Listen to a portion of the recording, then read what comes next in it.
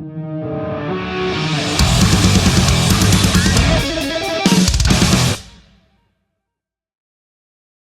how's the Good Things Festival been so far for you guys? Incredible. It's the first time we've seen crowds like that, I think, since, well, pre-COVID.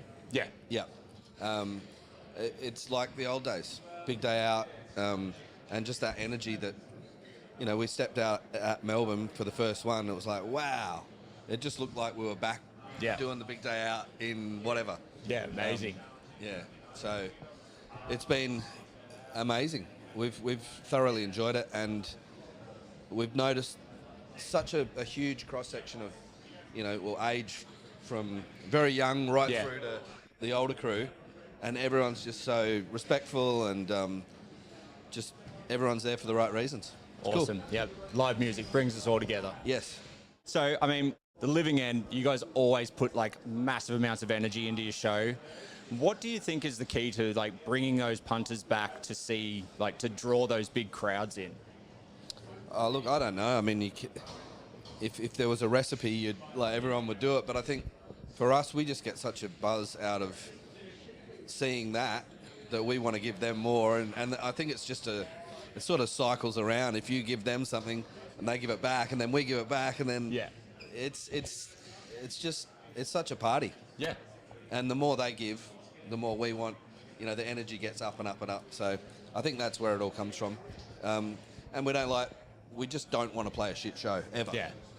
I don't think you guys could. We've got a pretty high strike rate. I reckon our consistency is pretty good, but it gets down to the 2 and 3% sort of thing. So sometimes we come off and go, wasn't great.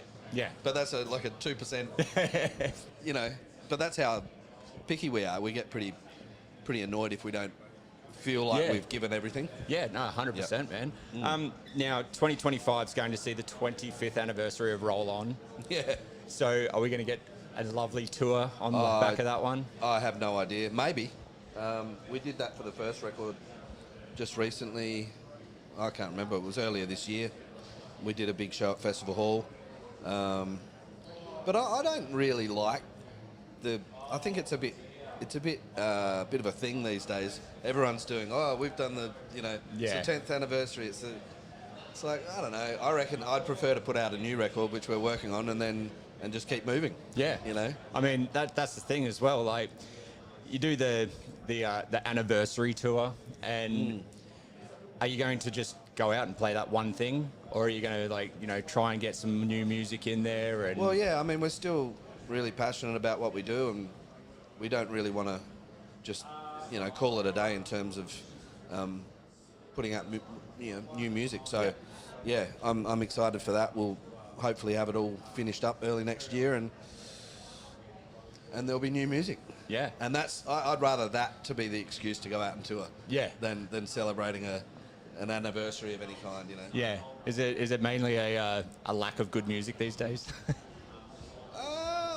I think there's really good music, but there's so much music.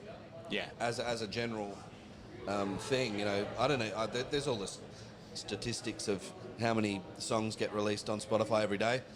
I don't know. It's a lot. Yeah. So there's a lot of shit.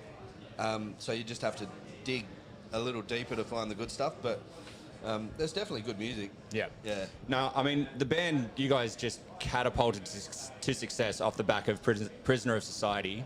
Yeah, well, unfortunately for me, that was before my time. Yeah. But that was, in those days, there was so much great music in Australia, I felt, at the time.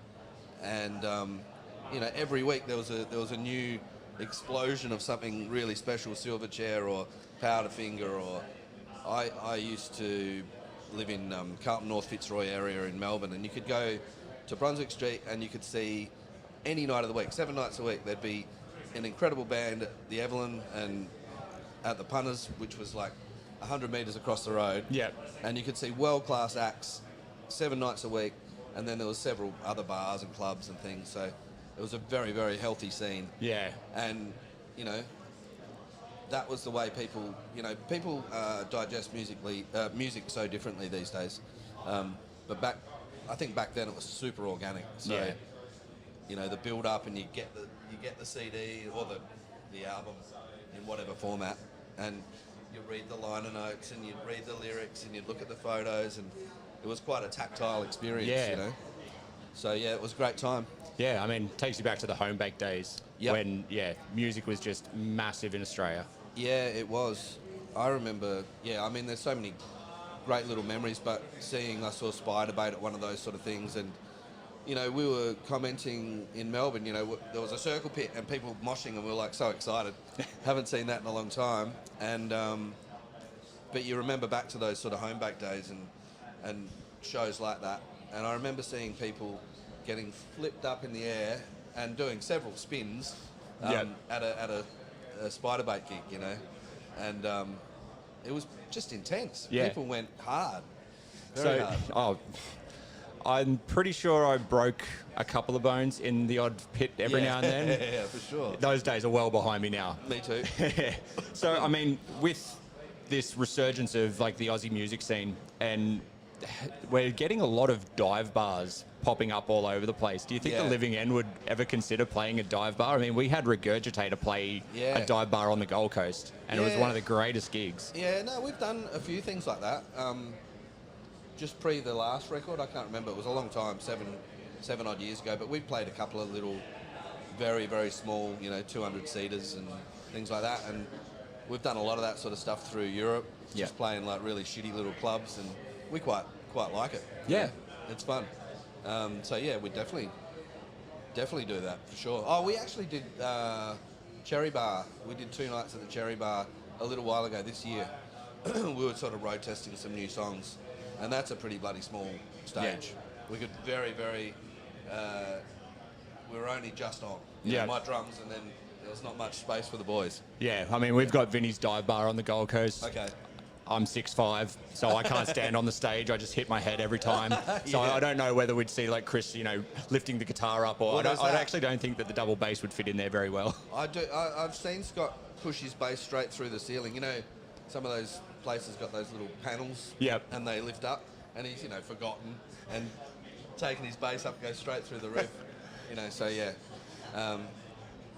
But yeah, we'll definitely do something like that again. Yeah, no, that'd be amazing. Yep. Well, thank you so much for joining us today, man. Pleasure, Really man. appreciate you taking the time. This No has worries. been amazing. Thank you so much. Have a great good things. Yeah, I can't wait. Awesome. Thanks. See you, man.